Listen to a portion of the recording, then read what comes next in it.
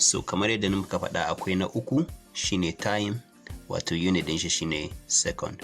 Sannan akwai na hudu shine muka ce electric current,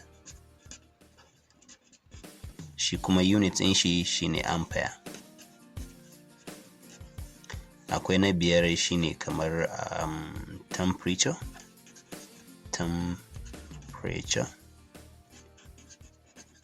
unit din shi shine Kelvin. So akwai na shida shine amount of substance, unit din shi shine mole.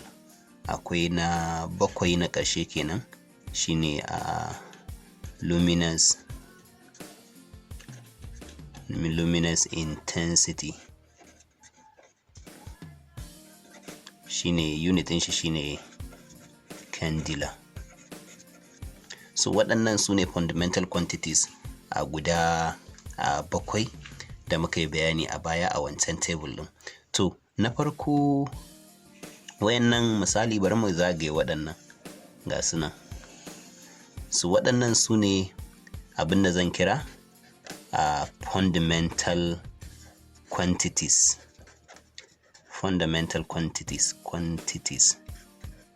Su ne ake kiransu fundamental quantities, wato they are the basic quantities.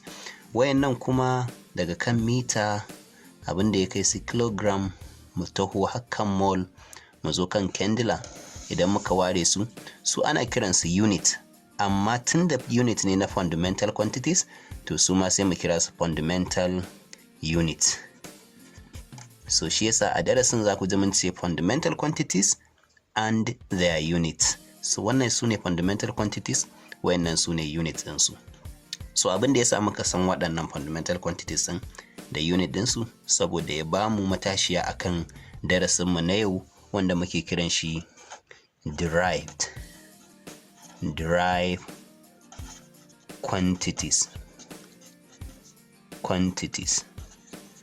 and units.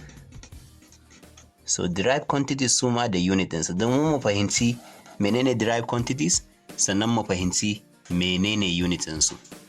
Derived quantities, yawwa. To idan muna son mu fahimci derived quantities, shi derive shine kamar abin da aka samo. So su derived quantities ne da aka samo su. Daga ina ake samun su? Daga cikin waɗannan fundamental quantities.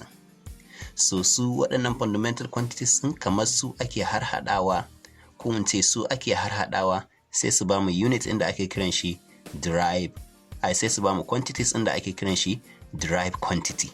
So in aka haɗa ko dai length da mass, ko mass da length, ko mass da time, ko time da length, ko electric current da time, haka dai in aka haɗa ɗaya da ɗaya daga cikin waɗannan, ko haɗa guda ɗaya a haɗa shi so adadi da yawa, to za su ba mu sabon quantity da ake kiran shi derived quantity. Shi yasa derived quantity shi yasa ake kiran shi quantity da aka samu ta hanyar haɗa fundamental quantities.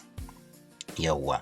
Sannan su kuma unit ɗin derived unit, su ma unit ne da ake samo su ta hanyar haɗa fundamental units. Derived quantities ne da ake samo su ta hanyar haɗa fundamental quantities. Derived unit ne da ake samo su ta hanyar haɗa fundamental unit. Ina fata kun fahimce ni. To yaya ake haɗa fundamental quantity? Yaya haɗin yake sai su bada ainihin derived quantity? Yaya ake haɗawa?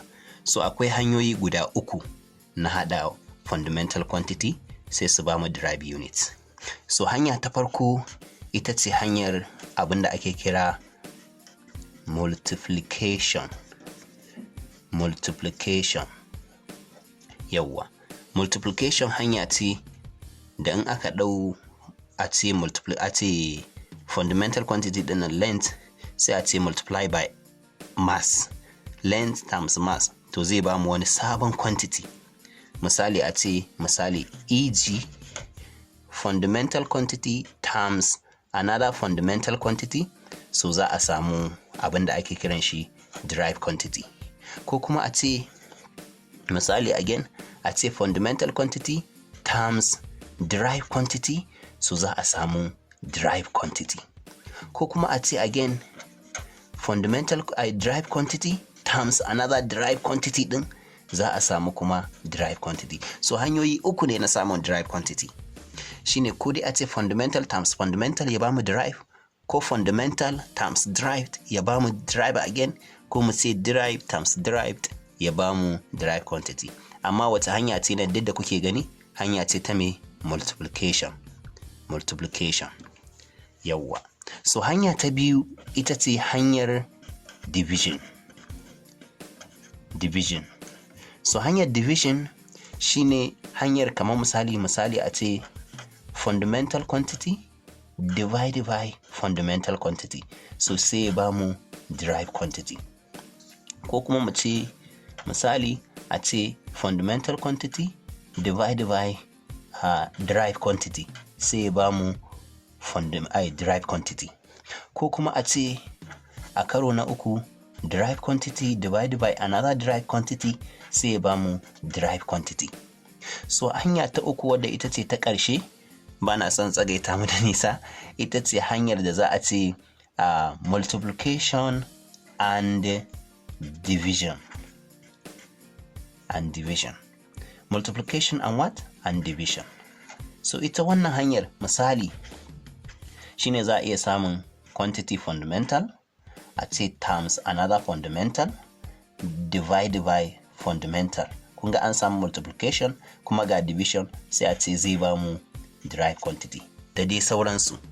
So waɗannan su ne hanyoyin da ake bi a samar da derived quantities. Na farko hanyar multiplication, a ɗau fundamental quantity a nan a ce a multiply ɗin shi da wani fundamental quantity ya bamu fundamental quantity, ko a ɗau fundamental quantity a nan a kuma multiply ɗin shi da kuma wani derived quantity da aka samo bayan da aka samo, sannan ya bamu derived quantity.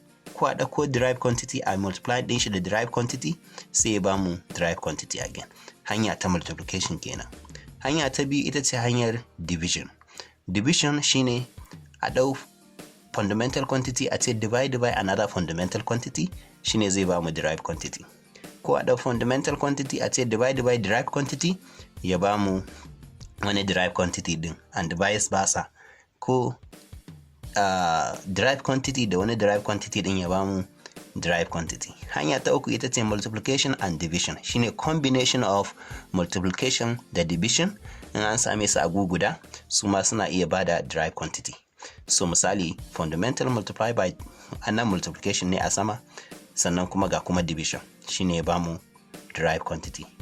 Yawwa. So wannan a takaice kenan.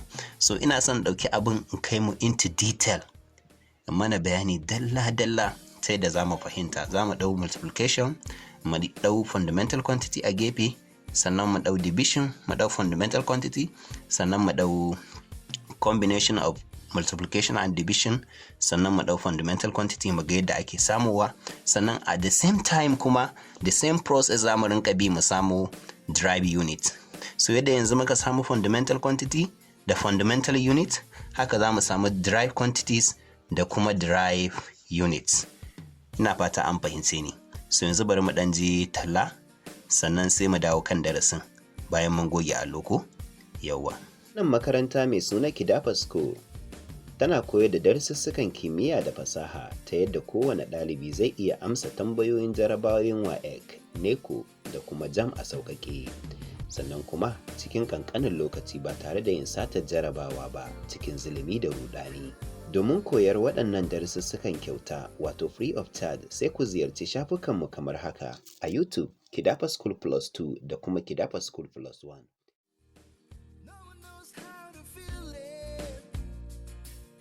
I whisper in the air, hum softly to the leaves.